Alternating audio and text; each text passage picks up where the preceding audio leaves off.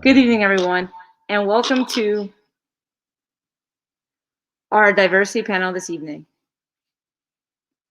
It is a great honor that I'm going to be able to introduce two of our students from our first ever Diversity Leadership Board here at Holy Cross. These students have been working extremely hard all year to accomplish a variety of different goals. They're building on several years of work to improve diversity, awareness, and conversations here at Holy Cross.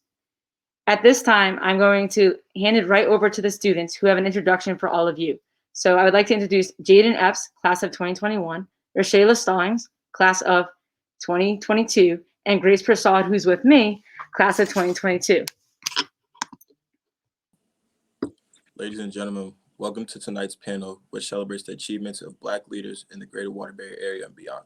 Tonight, we will hear from 6 people who worked extremely hard and at times had to overcome obstacles or moments of adversity to reach this point in their lives. There are men and women who are making differences in this world and who have great advice on how students today can persevere over adversity and blaze forward in their own life's path. With limited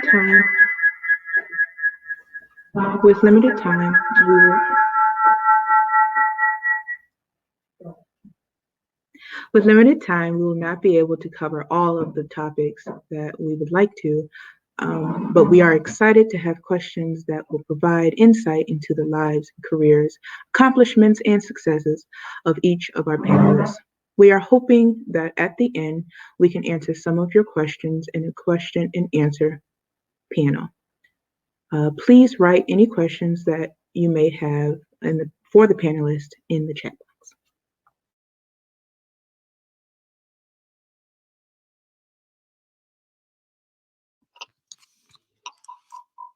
As always, Diversity Leadership Board and the Holy Cross community at large, thank you for supporting our school's mission to not only include, but actively encourage and celebrate the vast diversity of our students, faculty, and staff. Thank you, and please enjoy. Now I will introduce our principal, Mr. Pompe.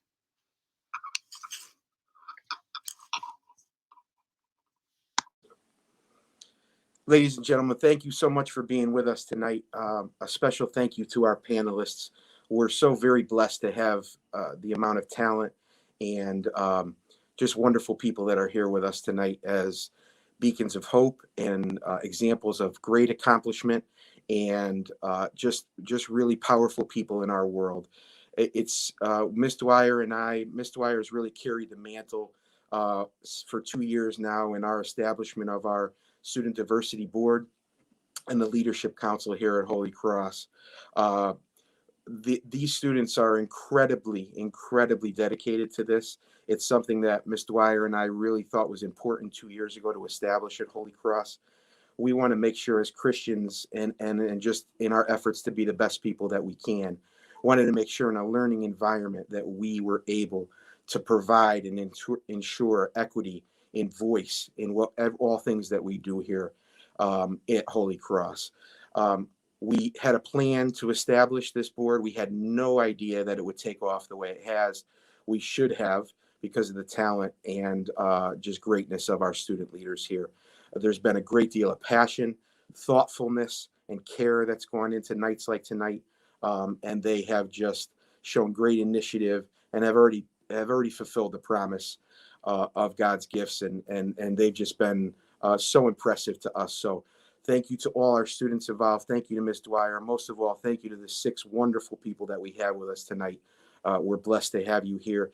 Thank you for helping us come closer to our mission of true equity at Holy Cross and for being great examples for our young learners.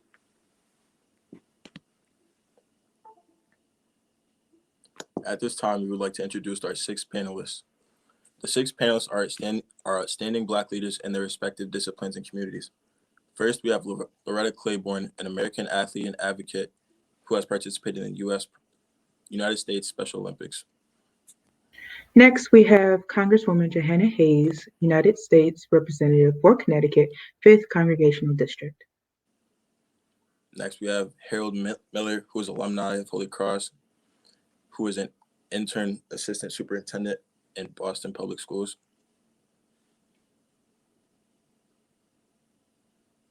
And now we have Judge Maurice Mosley, New Haven District Superior Court.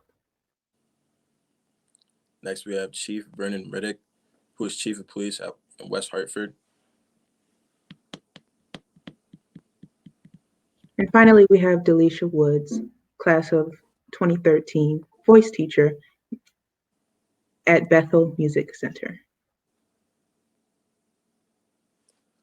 Our first question will focus on allowing a couple of minutes for each panelist to describe a little bit about their personal backgrounds. Please share your name, what you do for a living, and what you most enjoy about being a leader in your community. Ms. Claiborne.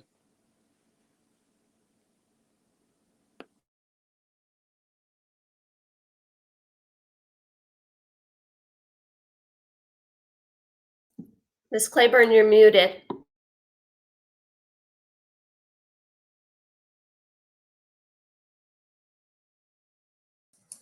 You told me to mute, so I never unmuted. Hello, my name is Loretta Claiborne, and I'm a speaker, a public speaker from ages beginning of school on the way up through college, all the way up to the US government and all over the world. A lot of people know me as an athlete because I ran the Boston Marathon and I did so much running. I received the Arthur Ashe Award in 1996, but people don't really know me as a person. They look at my athletic ability, but they don't look at my speaking abilities and what I have done. I've come so far.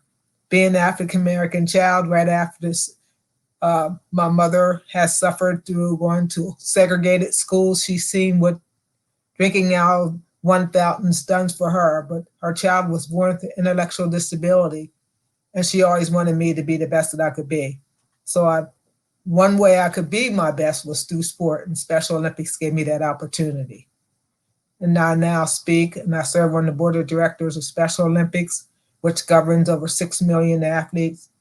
One of the programs we have is a program called Unified Champion Schools, where we go into schools and we try to bond people with athletes who have intellectual disability. Even though you don't have many intellectual disability students at your school or students with intellectual disability, you have been so supportive in supporting our Special Olympic programs at Holy Cross. Even though I'm not at Holy Cross, I see what you do because I get on the computer just like we are now. And the people I'm staying with, their sons all went through Holy Cross, and it's about compassion, commitment to your community. And Holy Cross, you have done it. You stepped out of your box to show that others can be successful through sport. Thank you.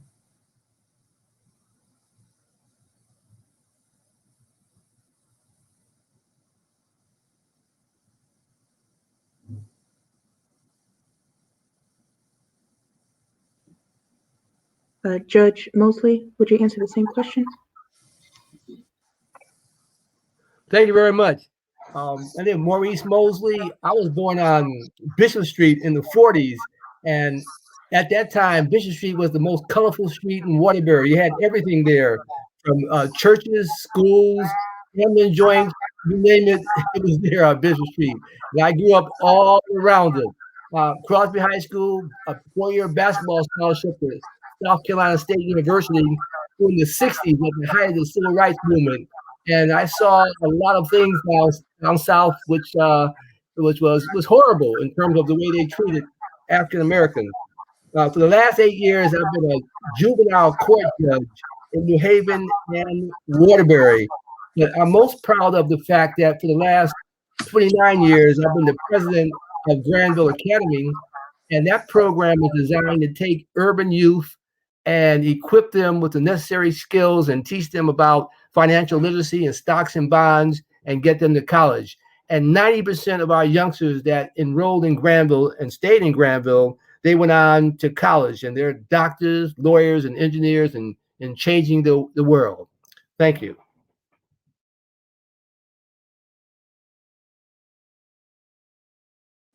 Chief Riddick, can you please answer the same question?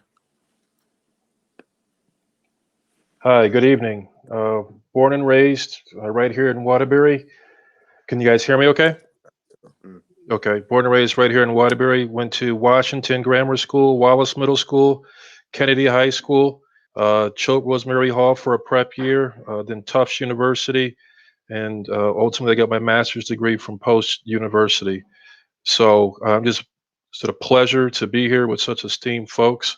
I feel unworthy, and I'm looking forward to this evening. Thank you.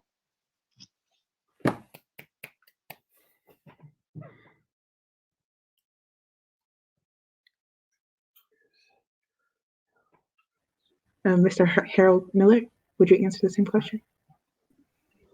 Okay, can everyone hear me? First of all, what's the question again?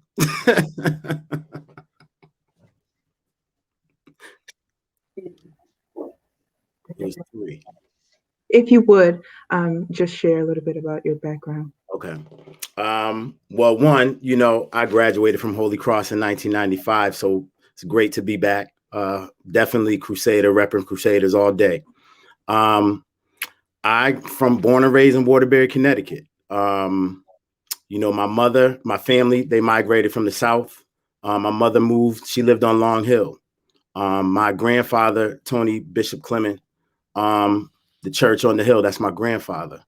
So because I'm a Miller, a lot of people don't know that I'm a Clement. But through all of that, I went to Chase School, ended up going to Sacred Heart Grammar School in 6th grade. Sacred Heart eventually closed down. I went to St. Pete's. I was going to go to Wallace, but my family with basketball at the time, the grammar school path seemed like it was right for me.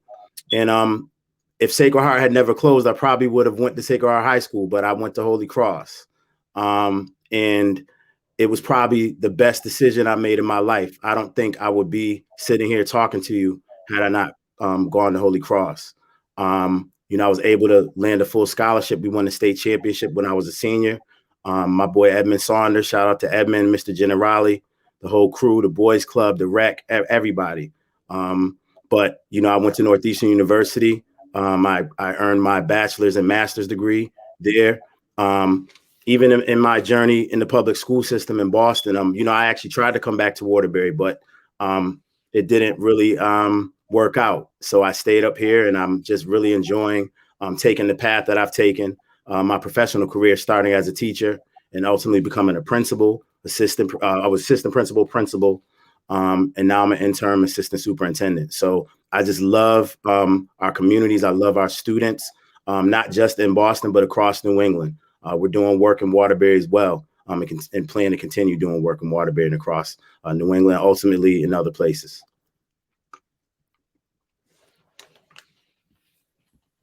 Congresswoman Hayes, can you please introduce yourself? Yes, good evening, everyone, and thank you for having me. My name is Johanna Hayes. I, too, am a Waterbury native. I was born and raised in Waterbury, grew up in Berkeley Heights housing projects, and went through Waterbury public schools. While I am now serving as a member of Congress, I first identify as a teacher. I was an educator in the city of Waterbury for about 15 years at Kennedy High School. In 2016, I was named the Connecticut the Waterbury Teacher of the Year, and then ultimately the Connecticut Teacher of the Year, the first Teacher of the Year from Waterbury to be awarded that honor. I went on to become the 2016 National Teacher of the Year and traveled the world and the country as an ambassador for public education. At the end of my travels, I came back to Waterbury Public Schools and worked as the Talent and Professional Development Supervisor until 2018, when I decided to run for Congress. I was elected as the first African-American woman to ever serve the state of Connecticut in the United States House of Representatives, and I currently am serving in my second term. I sit on the Committee of Education and Labor, which is wholly appropriate, and I was just recently named, a few weeks ago, as the chairwoman of the subcommittee on nutrition oversight and departmental operations. I am thrilled to be here and looking forward to this discussion.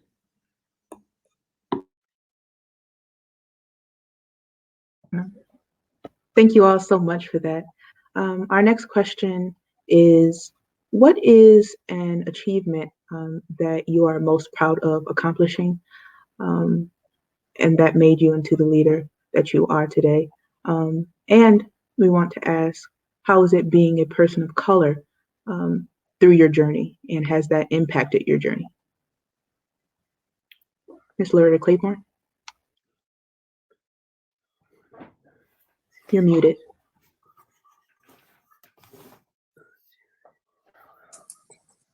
The mute thing.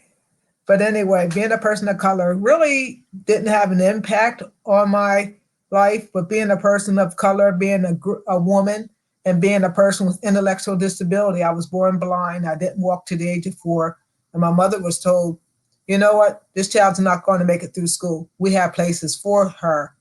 And when I was a kid, I remember seeing kids disappear. And I was like, where's this kid? Where's that kid? And I didn't know nothing about Holocaust, but that's what it reminded me of. Because these kids were disappearing, it wasn't because of the color of the skin, it was because at that time, that's where they housed people with intellectual disabilities. So as time went by, I started to know that there was things different. Even in the 60s, when the riots were on, it's like, why are we fighting? Why are people fighting? And of course, Martin Luther King was killed. It was a Thursday, April the 4th, and that sparked things, and people would start talking. Well, at the store, we had a little store in our community. And I would go to that store for people and then come back. And every time you go to the store, he'd have the counter. And I said, I want that candy bar right there. And the man would look at me, no, you get the candy bar over here. So I went home and I complained. I said, Mr. Geezy, he always makes me get the candy bar on that side, and that's not the good candy. And then my mom, she would sit and tell me about the stories that she had went through. Like she would open the book to page 6, and she went to an all-black school. And she says, well, Loretta, it's just like when I went to school, we got secondhand books. And some people are going to treat you like you're secondhand, but it's not going to happen as long as Loretta Claiborne lives. So she was determined that she pushed me hard. She didn't take no crap. She made sure I spoke correctly. I tried to be like my bigger sister who was popular. I was never the popular one because the person with the ID always walked in the back of the line. And my mother just made me stand on my 2 feet. Living with anger, using my fists, and by the way, I'm a 4th degree black belt. And this was way before I became a 4th degree black belt. I was always told, you're not going to do this. You're not going to do that. And they actually took my mother to a meeting. He said, Miss Claiborne, we're going to tell you we have fine schools for daughters like yours. And my mother, her big self, sat back and she reared back and she says, let me tell you something. You got a special education class, and I got 7 children, not 6. And you're going to educate this one too. And her dream was for me to graduate and have a high school diploma. Not that I attended school, but I had studied and received my studies through William Penn Senior High School. Who would ever thought that I would be where I am today, serving on the board of directors? I don't sit on the board, I serve. I don't sit on the executive committee of Special Olympics, I serve. When it comes to choosing where events are going to be held or what the athletes want, I'm there. And I don't sit with a closed mouth.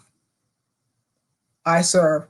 And I wouldn't be there if it wasn't for the opportunity. One time a coach said to me, I think this is the place for you. And I would look back and say, what do they do for colored kids? People like me. There's no way. Yeah, they're going to tell me I can be in it and then tell I have to get out. Here I am 52 years later. I still compete. I don't compete as much as I used to. And I have this thing about staying fit, because I remember going to the doctor's office and I said, I'm gaining weight. And my doctor says, oh, well, anyway, people aren't like they used to be. And I looked at her, I said, well, don't use me as a statistics. I am me and I am unique. And I want to ask you a question. Why am I gaining weight? So I'm always out there to speak on behalf of others. And what I'm most proud of now is that I can go back and work with students in the inner city. And when I'm working with these young people about taking pride in themselves, that you can't live with your fists closed, that you can't live with the negative mind, that you can't use those words all the time. People die for those words that you're using. I said, if you came from where I came from and your grandma comes from, you'd understand why you're using that N-word. It's not appropriate. It's not going to get you places. But if you act with the character that you have, you can go far. And I can see on the screen tonight, we have somebody who's representing our country. We have somebody who's a law enforcement officer. We have great people. And I tell African American young people today, please, please, please look at your role models. And if you're following somebody because they're singing some kind of song, that's bad. That's not going to help you. But if you follow somebody and let them be your mentor and look at them who's trying to do something, you can do it too. They always told me I couldn't do it. And here I am today. And that's how I serve in my community, giving back. And if I'm knitting something, I'm not a book person, but I can sit here and use my hands and make hats for hospitals during COVID. It gets very depressing, but COVID's not going to get this mine. Because as long as I got a street to run, as long as I got somebody to talk to, as long as I have something I could do something for somebody else whom I don't know, then I'm doing God's work and he'll take care of me. Thank you, Ms. Claiborne, for sharing your inspiring story. Chief Riddick, can you please answer the same question? Unfortunately, I can't narrow it down to one thing. So that's a very difficult question. So great job by the panel. It's hard to get me stumped, but you've done it. But what I'll say is just living life and accepting and growing into being a role model, whether you wanted it or not. Those of us who are old enough remember Charles Barkley saying he didn't want to be a role model. That wasn't his job. And I understood his message. It was the parents' job. But unfortunately, all of us on this panel this evening were picked for a reason. And if we weren't making an influence, making a positive impact on someone somewhere continuously, we probably wouldn't be selected.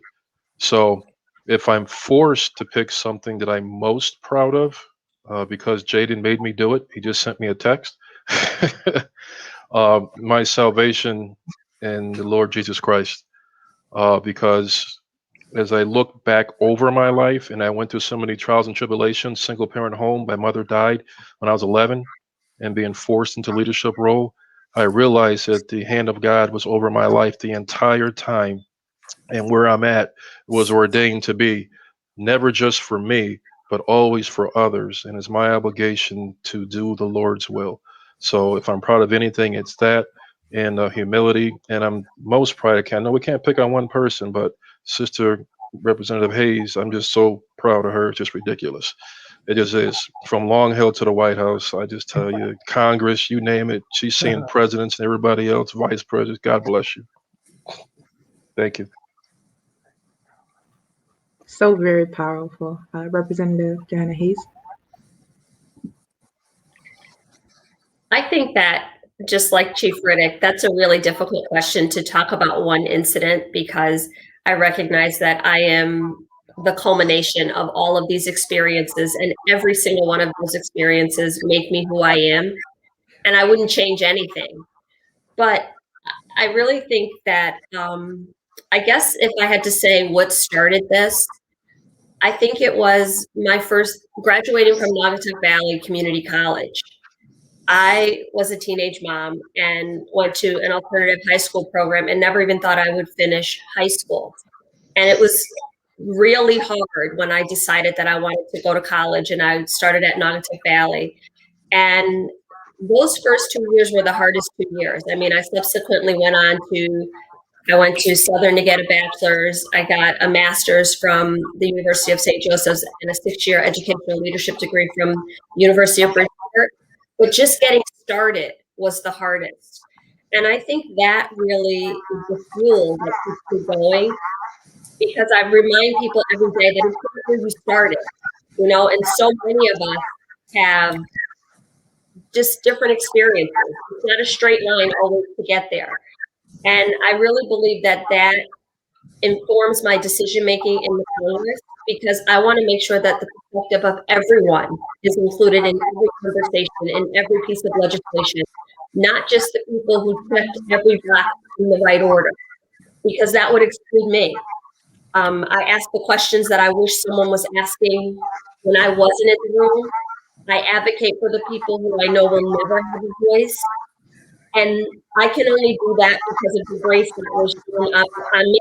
The people from my community who invested in my life gave me a mandate and a responsibility to do that for other people now.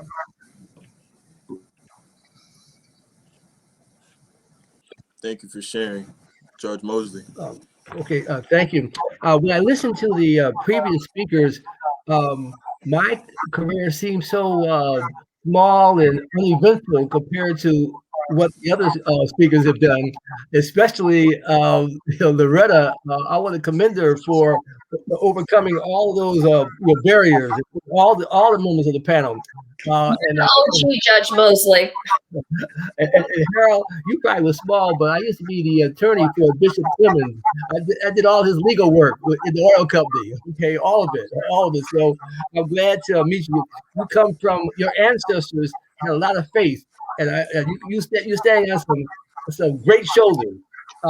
I've had probably 6 or 7 careers. I taught school. I taught at Bishop School, Law School, Woodrow Wilson School. Also, I was a state rep for 10 years. I didn't really think about it at the time, but Jeff Bezos has a motto, which I want to pass on to the young folks. One of his mottos is never settle. Always ask yourself, what's next? Okay? And always be planning. My most important to me achievement is being involved as a servant for the Granville Academy program, because hundreds of young folks have gone through there, graduated, and is touching thousands of lives. And so, without a doubt, that is my most precious achievement. And I want to emphasize what Chief Riddick talked about. And it's sad now with the pandemic, youngsters don't go to Sunday school, don't go to church. I was brought up in Sunday school, in church, and that did so much for me. It gave me a lot of faith. And when you have faith, you'll take risks, okay? You'll take risks, but you know God has you covered. So to the young people, make sure you find a way to be spiritual and read the Bible. It tap into God and the wisdom that's in the Bible. If you try and make it on your own, you're not going to be successful. The only way you're going to reach your peak in life is through the Spirit and through God.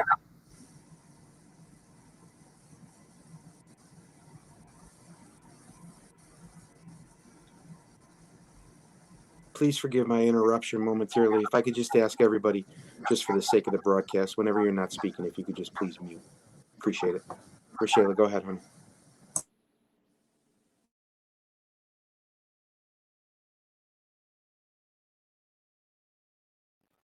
Okay, thank you so much, Judge Mosley. Mr. Harold Miller, would you please? Wow. You all are just so inspirational. I'm just honored to be here. I don't even know where to begin because, you know, I mean, there's definitely a list similar to what Chief Riddick said. It's not really one. I think Johanna Hayes said the same thing. Judge Mosley, everyone said the same thing. As far as it's not one achievement. I would also even take it a step further, is watching and learning from so many failures that have happened, not in my life, just my life alone, but just watching so many others. I'll just get into a quick story and hopefully I can lead us to some achievements. But, you know, I can trace my lineage to, like, you know, people captured in Africa, like straight up, like my great-great-grandfather in back of me. He was one of the last living slaves in Kinston, North Carolina. You know, my ancestors on all sides of my family, they just fought so hard. I continue to learn the stories over the years, and the faith they had and the resilience they instilled in me. And then just growing up in Waterbury, you know, I'm only about 5'9", if that. You know, always being told I can't and no. Always being told, you know, I wouldn't be able to do this. I wouldn't be able to do that. It kind of, I don't know if it was intentional, but it just built this all the no, you can't built this resilience in me. I want to attribute it to God and our ancestors, and my ancestors. But it just is like every time someone said no and can't, it's like I just kept getting stronger. Then, being at Holy Cross, even I actually still owe Holy Cross detentions. I plan to make those up eventually. But even at Holy Cross, just so many people pushed me, the Generales, the rec, the boys club. I said it before, my family, people pushed me. But what really, really kind of opened my mind, like, we grew up, let's be honest, we grew up at the end of the Industrial Revolution in the crack pandemic. Watching that go on in the city of Waterbury, I don't even think we've quite recovered. But watching that happen and watching so many relatives and friends die, be incarcerated, I was the only male in my immediate family to graduate from college on this side of my family. And just really going through those processes built something in me that was like, wait a minute, like, okay, I made it, or it looks like I made it, but something's wrong. Something is wrong. Everyone around me, something is wrong. So it just continued to build this, because I started seeing it happen to the next generation. And as I took my educational journey, it's just like, no, something's wrong. Why? What? And continue to take that path from a teacher and then seeing in my classroom, okay, wait a minute, something's wrong. Going to administration, wait a minute, something's wrong. Now here I am as an interim assistant superintendent and planning to take it even further, and going to law school. That's something I'm planning to do, because we have to do something. So I don't know if I really answered an achievement, but what I can say is just seeing the plight around me, and knowing that I have a resilience and fight to do something about it. That's what inspires me to achieve. Mr. Miller, if I may interject, that was such a tremendous answer. I'm willing to waive those detention hours. Okay. I'm going to get those. Thank you. I'm going to get those off the books for you, even though I should keep them on there because the way you used to give it to me on the court, but I'm going to waive them for now. Thank you.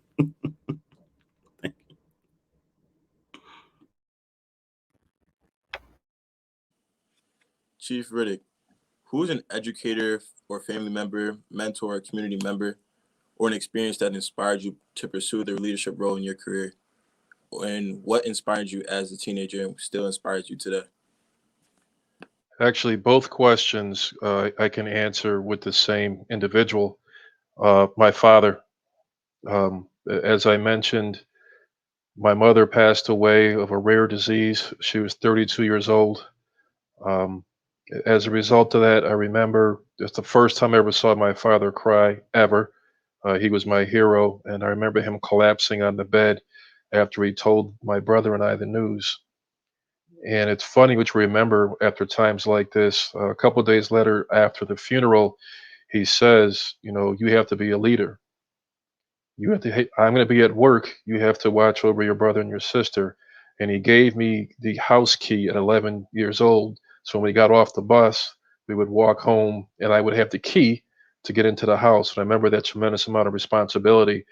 And my father always preached to us, be a leader. Don't be afraid to make decisions. And he says, as a leader, if everyone's always patting you on your back, if everyone is always telling you you're doing a great job, then you're not a leader. This is a young age, and you get older. Some of you on here can understand where I'm coming from, and I didn't get it till I got older. And my father explained to me that a true leader has vision. A true leader does what's right. And if you are truly a leader, you are going to do things that people just don't understand or are not going to agree with. But you have to have the intestinal fortitude, the strength, and the perseverance to continue forward. At the end of the day, your decision was made for the right reason. So that has been an inspiration for me. And I've held that to my heart to this day. In high school, I went to Kennedy and we did beat Holy Cross my senior year, just for the record. That was back in '84, Harold. So I'm a little bit older than you. That I was captain of the basketball team, captain of track, and captain in cross country. And when I went to college, I was captain of the basketball team. And then I was blessed throughout my career to work my way up from the bottom to the top in the Waterbury Police Department, and now being the chief of police in the West Hartford Police Department, and a many firsts in there. So thank you. Thank you. Very inspiring. Ms. Claiborne, would you answer the same question?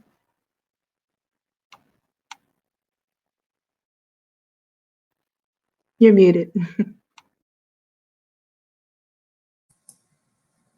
My mother, I can remember her and all her little sayings she had. And I remember one time I just would look down at myself and she said, put your head up, look in the mirror. And we lived in the projects. I mean, the mirror was yay big. And we'd get up and she says, now look at your face.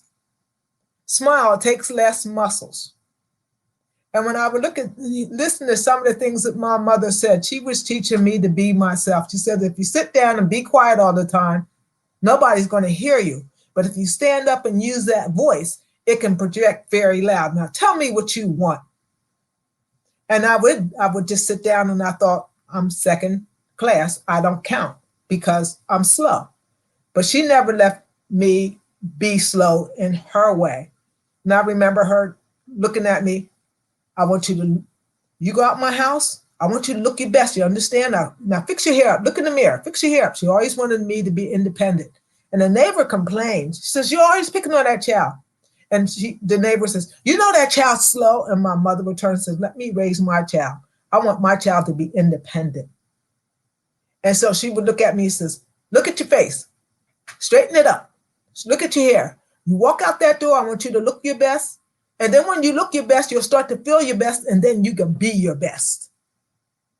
And if you can't be your best, the only reason why is that you don't feel your best. And when I would walk out the door and think that some kid was going to tease me, I could hear Rita saying back of my head, stand up straight, look at your best, you feel your best, then you can be your best. And I found instead of using my fist all the time, I started to use humor. And when somebody would say to me, oh, you're a retard, I said, I was born this way. What's your excuse? And it would come out so strong. Mrs. Reaver, a teacher, she just passed away about right around Christmas time of COVID. Best special education teacher I ever had. And if people think that it's not important to have a good teacher, you are wrong, because the teacher is to teach and lead. And a teacher is to develop you to teach and lead in your own way. She didn't teach me reading, writing, arithmetic. She taught me life skills before there was ever such thing called life skills.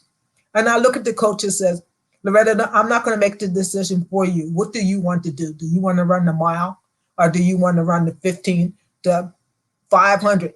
I said, he says, no, you got a voice. Use your voice. I want to run the mile. And that's how you become a leader. And you don't do it by yourself. You do it with many people. Just like the family I'm staying here today. I wasn't going to get that COVID shot, but now I am, because they talked to me the importance of getting this shot. I didn't want to get the shot, but I know I'm not just doing it to keep myself healthy. And yes, I am going to be 68 this summer. But I'm also doing it because I care about others around me. And a good leader will take the risk.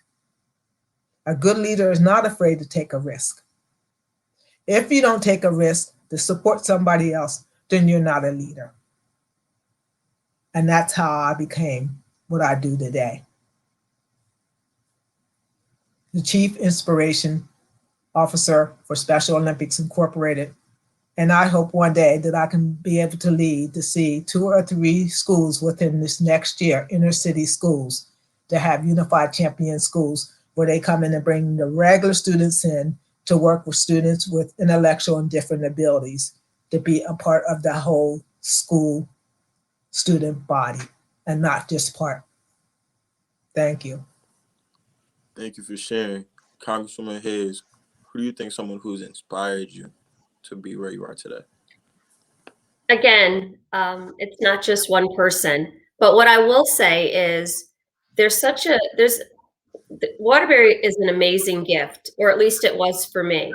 And I think so often, and even today, I hear people talk about my background and where I grew up and the Berkeley Heights housing projects. And my advice to them is don't cry for me.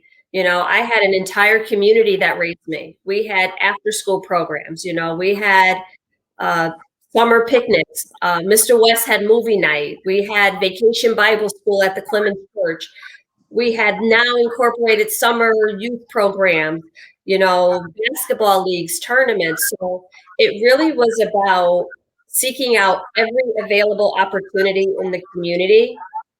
And today, those things are all critically important because in the United States Congress, I fight for those types of arts programs and after school programs and opportunities so that my students, so that other people's children can have access to those opportunities. I wouldn't have known anything about those things had I not grown up in Waterbury. And I think all too often, people look at what we don't have and what is not available to us. I am so incredibly humbled and grateful for all of the people who invested into my life. And there were so many of them. And I think sometimes we lose sight of that. I grew up, you didn't live in Waterbury as a child without taking a field trip to Holy Land, to the Mattituck Museum, which today you look at it and there's all of these treasures that we don't think twice about. But just having access to those opportunities and so many people who it was their life's work to pour into their community. And for me to be the beneficiary of that, I think was so incredible. And we often lose sight of that. So I just think that just to recognize the diversity that is in our community and so many, when I was a teacher at Kennedy, one of the things that was most valuable to me is that my students, I ran the SOAR program for about 10 years. My students went off to college and they were self-sufficient because they had interacted with students from every stripe, every background, every walk of life, and they could hold their own. And I think that's what we need more of. We need to not just surround ourselves with people who are groupthink, who share all of our same experiences, but really to be exposed to people from diverse experiences. And I think that's what happened to me growing up in Berkeley, living in Waterbury. There's a saying that you have to be from the hill to know. It's called down the hill. But going down the hill and interacting with other people and, all of those things were just so incredibly important. And at the time, I don't think I recognized it, but I appreciate every one of those experiences because I can truly think back with every vote I take in the United States Congress. I can name a person or a family who is going to be directly impacted or affected by it. And that is so incredibly valuable and critical in order to do this work. So again, it's not just one person, but I think it's a blessing to have so many people. And even as a teacher, I'll just be really quick with this, but I've said this before, but I think it's so important, especially as we have this conversation. One of the things that led me into this role, into politics, was because the former Secretary of Education said to me at the end of my time as the National Teacher of the Year, I want to move government out the way so that parents can make decisions for their children. And my response was, well, what about the kids who don't have a parent? Isn't that our job? So I want to make sure that government works and that the people in charge work for the people who don't have a voice, and that we all use our collective voices to really inspire, encourage, uplift, and invest in children. So I think that was a gift for me. So everything that seems like an obstacle as you look at it on the back end, I think were those jewels that really make me who I am. Absolutely. Thank you so much. Judge Mosley?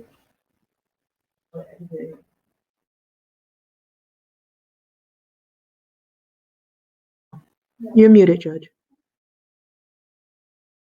Okay, I had a 1,000 mentors to help me. I don't think you can make it in this world unless you have mentors. God has placed all these angels in my path, and I realize it. I'm gonna go deep for a few minutes and talk a little bit about race. And race to me, and it's not just to me. If you look at it, it's made up. It's a construct. Under God, God does not respect any persons. All of us are the same. Race has been made up to put people in a caste system and keep certain people down. And I think that construct has helped all of us out on the panel realizing what we're up against in life. Okay, I know for me, going to school in the South and seeing the civil rights movement, and if you have a chance, you need to Google the Orangeburg Massacre, when the National Guards and the state troopers came on our campus and just shot students and killed students. I was involved in that, and seeing that makes you grow up quickly. And I think all of us on the panel realize the obstacles in our way, and that has caused us to work 2 to 3 times as hard, knowing that we had to do that to make it. And I want to make sure all youngsters know, if you're going to be successful, you have to work very, very, very hard. Okay. And also, it's important to students, don't just accept what your teachers tell you or what's in the history books. Growing up in Waterbury, Bishop School, and Crosby High School and Walsh School, learning history, I learned that Columbus was a courageous explorer, okay? But even the flattest pancake has 2 sides. I learned later in life that the Arawak Indians went out to the boats and brought them hospitality and food, and Columbus and his men gave them smallpox, enslaved them, and genocide. Andrew Jackson, a great fighter, and you learned he had 200 slaves. Matter of fact, 11 out of the first 15 presidents had 200 slaves that they abused, especially Thomas Jefferson. My point is, you need to read and do your own research to learn the true story of history, okay? Because even right now, if you look at the income in this country, 1% of the people last year made 20% of the income. And what's even worse, look at the wealth. 1% of the people in our country own 37% of the wealth. And it's not because they're smarter than us. The system is rigged. They argue, the citizens now are arguing about a $15. You have billionaires and billionaire senators arguing about whether they want to phase in a $15 minimum wage. Okay? But I mean, you need to understand the system.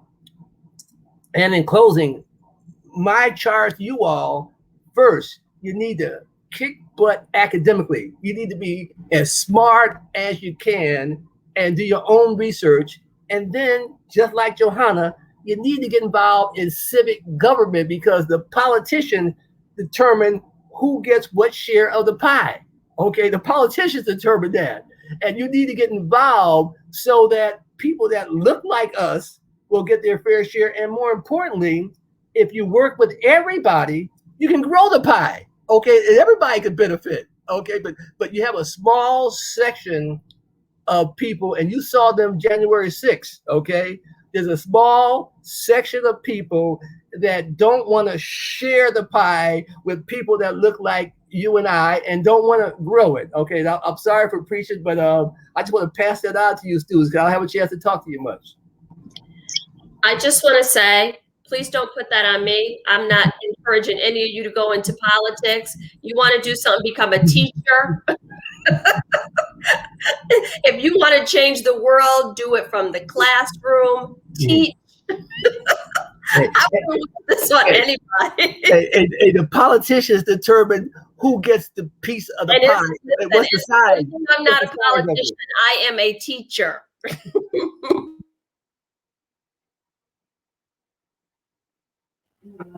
Thank you so much. Mr. Miller? So, man, I don't even know where to begin. What wasn't the question? Who is someone who inspires us? Oh man. All right, let me get my mind back. I'm gonna say my father, and my mother. My father, Harold L. Miller Sr. He they live in Waterbury from the South. My mother lived in Waterbury, grew up in Waterbury, even though she migrated from the South. But my father, Harold L. Miller Sr., he just taught me. He raised not just me, he raised so many kids in Waterbury. Same with my grandfather, Bishop Tony Clement. They just would take on everybody whoever was around. My father would always say, you have to be friends with everybody, be cool with everybody, but you have to know how to separate yourself. And I always be like, what's he talking about? And I'm almost understand what he's saying now. And I would say my mother, Mildred Clement Miller. She is, saved in the church, the toughest person, won't curse you out, but tough from the hill, right? So those two, I would have to say, so many others. I have so many aunts and uncles and brothers and cousins and mentors. But I would just have to say my family, my parents were very inspirational. And I don't know what I would do had they not been taught me so much tough love and how to treat people the right way, how to do things equitably and do it the right way while sticking up for yourself and Black people and your people and all people who are marginalized and all people giving voice to the voiceless. They were relentless in that work and serving the community. So I just have to tip my hat to them. Thank you. Thank you all so very much. This has been an inspiration overload, if you will. So thank you all so very much. Our time is running out, but we do have one more question for you. What advice would you give us teens today on how to improve society, especially when it comes to racial injustice and inequality and equality? What advice would you have for us? And our follow-up question is, what hopes do you have for future generations of Black leaders in our community? Chief Riddick? Quickly for time, the best advice I can provide for you is don't fall into the false narrative that you are the exception. It's a sly way of saying that it's just you and the rest of you can't make it. I'm not going to say it's intentional. And I think that some of that things that happen that people don't understand, it unconscious bias, even within your own community sometimes. But look around you. We're not exceptions. We're actually the norm. If you work hard, be productive, trust the Lord, you can make it. And as far as additional advice, look what has occurred. I have 3 children and 3 stepchildren. And in the past 12 years, you've seen a biracial president, which I never thought I'd see in my entire life. And now you have a female biracial vice president. Look at the change that has occurred. And many of that's been driven by the youth through your protests and everything else. You have a strong voice already. Continue to go forward. You can accomplish anything that you want to do. Thank you. Thank you for your inspiring words, Chief. Judge Mosley. Judge, you're muted. I want to co-sign to what Superintendent Riddick just said. I agree with him 1,000%. Put God first, okay? Because most folks, youngsters, don't go to Sunday school and church anymore. I don't know where they get their wisdom from, but put God first, and then you need to kick butt academically, okay? Be a 4.5 student, and then get involved in politics, okay? Like you saw what Stacey Abrams and her group did in Georgia, okay? Now you have a Black U.S. Senator from Georgia, a Jewish U.S. Senator. No one would ever thought that. And the whole Senate flipped because of politics. So get involved in politics so you can make sure those people who need to get their share of the pie and good health care and things like that, you can make it happen.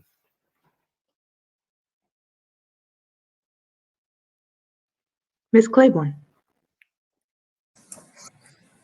Don't forget to step out of your box. So many of our young people, when they're in school or when they're in the community, they're afraid to step out their box. And once you step out your box, you can use yourself as a volunteer, whether it's to go help somebody vote, whether it's to go work with students, or whether it's to go out in the community.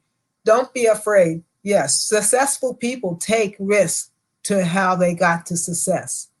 Representative Hayes, you didn't get there on the wing and a prayer, as my mom would say. You got there on hard work. And don't be afraid to get an education. Don't listen to the naysayers. And so many times, and I've seen it in my own community, kids will say, oh, well, that's just the way it's going to be. That's only if you want it to be. So don't forget, step out your box, look for things to do, and improve your community. Don't go out there hollering and scraping and all this and fighting. Get up if you have to. Speak up, do it well. You can protest. The true protests are people who do it with a voice and not with weapons. And we know, we've seen it over the last couple of weeks. We've seen it over the last years. Those who protested quietly got things done. So don't be afraid to step up for yourself and your community. And I do see a great future for us as people of color to go and do far more better than what we're doing today. We got a long road to go. Yes, we came a long way, but we still have a ways to go.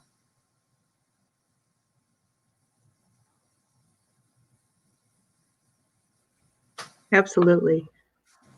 Mr. Miller. I think I heard Brother Mosley say something like this, but you have to do your research. You have to, don't listen to me, don't listen to all of us. I mean, I think everyone said a lot of powerful things, but you have to search for the knowledge of the truth. And the way you do that, of course, reading the word, but reading so much and researching for yourself. Don't just listen to what people say. And as well as just be resilient. You're going to face obstacles. Life is about obstacles. It's not about the failure, it's about what you do about it. God will prepare a table for you in the presence of your enemies. You just have to have the faith, do your homework, and just never give up, ever. Thank you, Congresswoman Hayes. I would say just do your part. I think so often people are worried about what other people are doing. What I've learned just throughout my life and over the past couple of years in Congress, people don't become concerned about something until it affects their family. But we have to speak out. We've passed legislation. Actually, today we took a vote on the Equality Act for the LGBTQ community, but on immigration, on legislation that affected the Jewish community or the Black community. I saw so many people who didn't want to get involved because it didn't affect their family. I think every single one of us has the responsibility to speak up for other people, figure out a way to be of service to someone else. And if everybody does that collectively, that's how we uplift our communities. I think everybody is waiting for the movement to start or for everybody to get on board. Sometimes you're going to be the only one stepping out on faith, but we really have to make the decision to do the right thing just because it's the right thing to do. And then the other thing I'll say to you is don't wait for you to have seen it before, because for so many of you, you will be the first one to do it. You will be the trailblazer. There will be no blueprint. So I'll add, some of the other members on the panel said to do your research, but like Chief Riddick said, this is not the exception. There are people right around you. This is the norm. Look in your own community. Yesterday, and I promise you I'm not name dropping when I say this, there's a reason I'm saying this. Yesterday I had lunch with Vice President Harris, And it was supposed to be a Black History lunch. And she looked at me and she says, we're living Black history. It's not only what's in the past or what we have to research or what has to be studied. We are making history right now. So what we have to do I think the follow-up question was, what do we need to do moving forward? We have to make a commitment that we only have to do this one more time, that we're not going to continue to repeat these same mistakes. We're not going to relitigate these same conversations. Today on the floor, there was debate about LGBTQ equality, and literally they had the same conversations that we would have heard 60 years ago during the Civil Rights Movement. We have to make the commitment that we will not continue to relitigate these same discriminatory practices. And if every single one of us does our part, not only can we study the past, but we can learn from the present and blaze a trail for the future for your generation. Because everybody at this panel has been at this for a while. So at some point, you're going to have to pick up the mantle and take it from here. Yes, absolutely. Judge Mosley.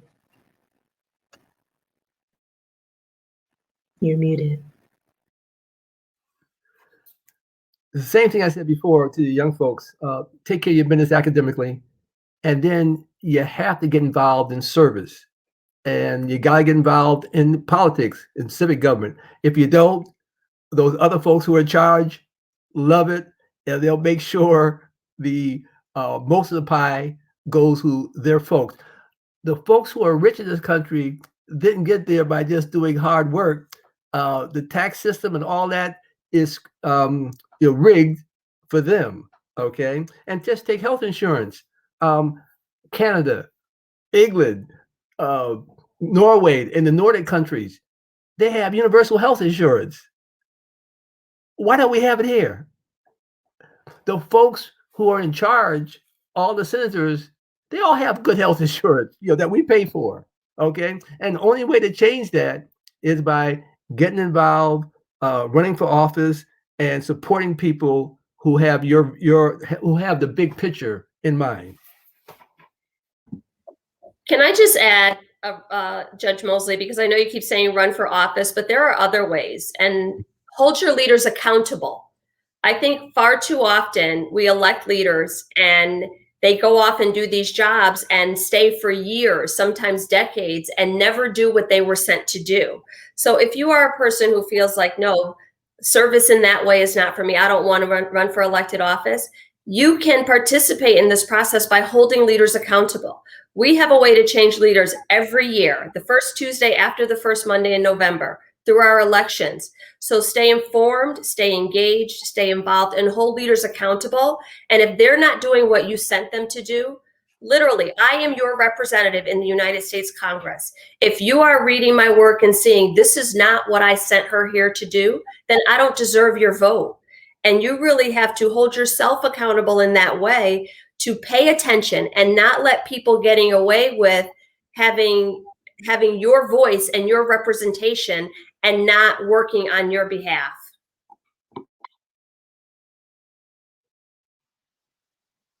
By the way, West Hartford's hiring. I'm starting with $70,000 for you students out here who want a nice career and want to make a difference. And we top out at $91,000. Shameless plug, I'm sorry. And that's not including overtime and benefits. God bless you. And I have internships. So if someone does want to explore the world of politics, I have internships in both my Connecticut and DC office. And I am actively seeking people who, but for the fact that I'm here, would have never even been interested in learning about what happens in Congress.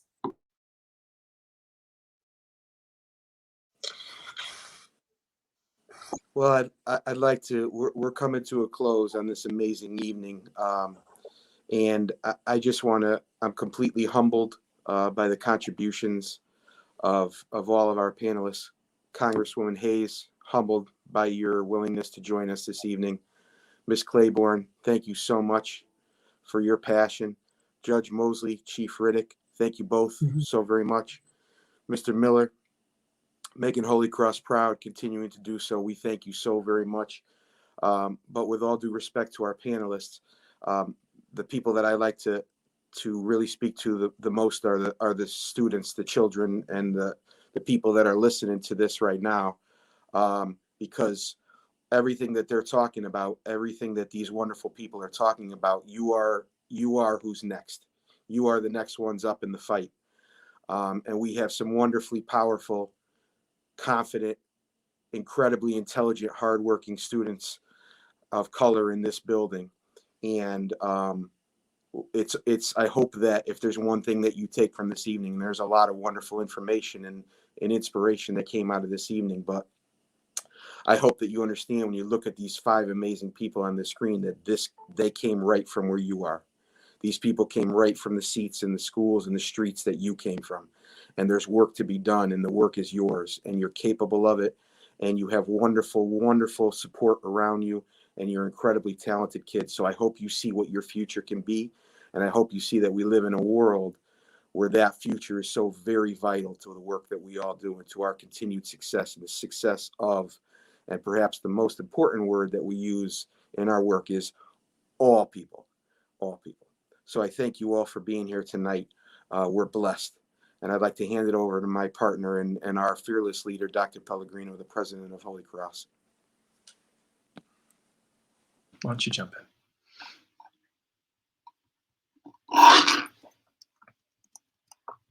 Before Dr. Pellegrino talks, I would just like to also say thank you, and a special thanks to Rashayla and Jaden. As we saw at the beginning of this, we were all kind of figuring out how this technology works in this virtual world. And I said to our panelists before we came on, Rashayla and Jaden have never moderated a panel before.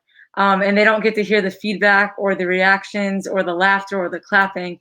And I just think that they both did a wonderful job, as well as all the panelists. And thank you to Grace, who was on the screen before, helping share some of the goals and mission of our panel.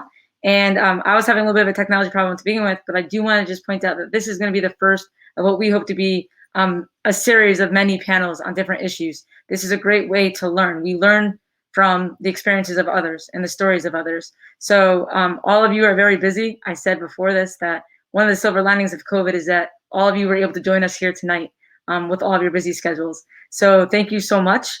And thank you to all of our students who were commenting and joined in. And I look forward to talking to all of you guys tomorrow. And a special thank you to behind the scenes, our Director of Marketing, Todd Santa Maria. Nobody knows he's here, but he's facilitating everything, which is incredible. And I would also like to thank everybody on that Diversity Leadership Board. We couldn't get all their faces on here tonight, but there's a lot of students who made this happen. So thank you to them. And a special thank you to our administration and the faculty at Holy Cross, who are continuing to support us and our goals and our mission and giving us opportunities to talk about these things in advisory and classes. So I'm super proud of everybody, both our panelists and those in our Greater Holy Cross community. And so we're looking forward to the next one. At this time, I'll just briefly bring this over to Dr. Pellegrino. Thank you, Megan. Thank you, everyone. I will be very brief. First, my thank you on behalf of everybody in Holy Cross to our panelists.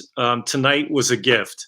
And like good gifts, this is one that I think we all are inspired to continue to open and to process afterwards. When you are blessed to work in education, something you learn very quickly is that learning is not relegated just to students. It's to all of us. We all have been challenged as well as inspired, all of us, the non-students in particular. And I really want to thank the panelists again for that gift. Thank you to Ms. Dwyer for her excellent, excellent work in putting this together, mentoring our students. She has been an incredible advocate. So thank you, Meg. And I'll end where all of us have begun, is a thank you to the students. The word inspired got used about 5,000 times tonight. It's really the students that inspire all of us. You're amazing. You're why we do what we do, whether we are teaching, whether we are leading, advocating. You are why we do what we do. So please understand how much we appreciate what you have done here tonight. Thank you. It's what makes Holy Cross great. It's what makes this region, Waterbury, so great. Thank you all for this wonderful gift.